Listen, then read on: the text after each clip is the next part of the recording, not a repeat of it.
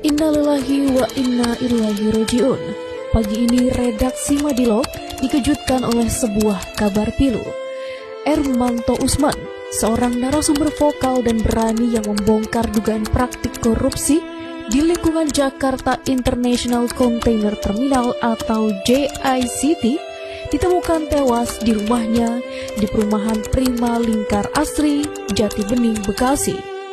Kakak kandung korban kepada Madilog menduga Ermanto Usman mati dibunuh. Hal ini mengacu pada luka akibat hantaman benda tumpul dan benda tajam di bagian tengkorak kepala. Peristiwa yang sama juga dialami oleh istrinya yang saat ini sedang dalam kondisi kritis di sebuah rumah sakit Jakarta. Kami menduga Ermanto dibunuh. Istrinya pun dalam kondisi kritis dan baru selesai operasi batok kepala, tuturnya kepada Madilog. Pukul 4.15 waktu Indonesia Barat, putrinya yang bernama Dinda terbangun karena ibunya belum membangunkannya untuk sahur. Dinda yang tidur di lantai 2 langsung ke kamar orang tuanya dan ditemukan kedua orang tuanya sudah bersimbah darah di dalam kamar tidurnya dan masih bernapas tetapi sangat lemah sekali, ungkap keluarga. Pukul 5.15 waktu Indonesia Barat, Ermanto dan istrinya langsung dilarikan ke UGD Rumah Sakit Primaya Bekasi Barat. Upaya pertolongan coba dilakukan oleh pihak rumah sakit tetapi tidak berhasil, dan pukul 6.15 waktu Indonesia Barat, Ermanto dinyatakan meninggal dunia.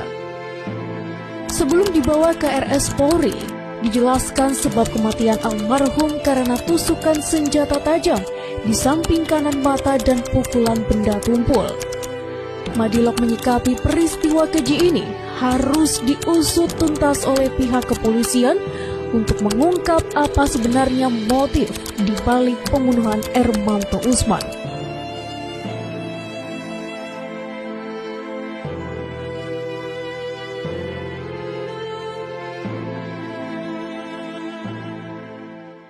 Dengan surat tadi dari Pak Erick Thohir yang ke Pelindo yang 2021 2022 dilakukan perubahan. Akte pendirian perusahaan itu menyebutkan bahwa satu lembar saham itu adalah milik negara, milik pemerintah. Sudah terbit ya.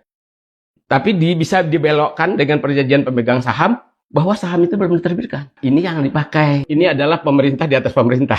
Kami menemukan benang merah. Salah satunya adalah kakak Pak Menteri Erick Thohir ini sebagai brokernya. Dia yang melobi pertama. Ada email nih dari Pak Patrick Waluyo. Bagaimana dia menyampaikan kalau ini emailnya nih. Iya. Nih, dari Pak Patrick Waluyo kepada petinggi Hutchinson nih. Di Hong Kong. Di Hong Kong ya. Ini kesepakatan premium yang didapat oleh Pelindo 200 juta US dollar dan 5 untuk JCT dan 50 juta. Ini broker kelas 1 kalau menurut saya sih.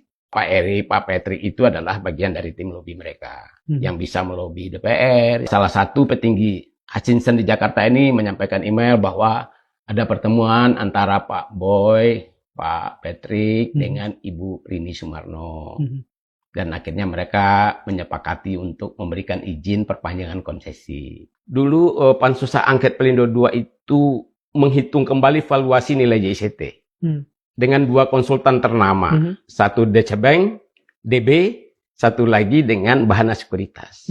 Hasilnya valuasi nilai JCT itu 1,1 miliar US dollar. Kalau nilai ini kita hitung tahun buku 2024, lebih dari 10 triliun loh negara dirugikan. Karena kepemilikan 48,9 tadi, yang sudah tidak ada batasnya lagi. 48,9% ini sudah kerugian negara. Sebenarnya kasus ini sudah saya bawa ya ke Kejaksaan Agung. Mereka biasa-biasa aja. Banyak kasus-kasus korupsi di pelabuhan ini saya yang bawa. Ya mungkin saya masih punya teman-teman di KPK, ternyata mereka nggak tertarik.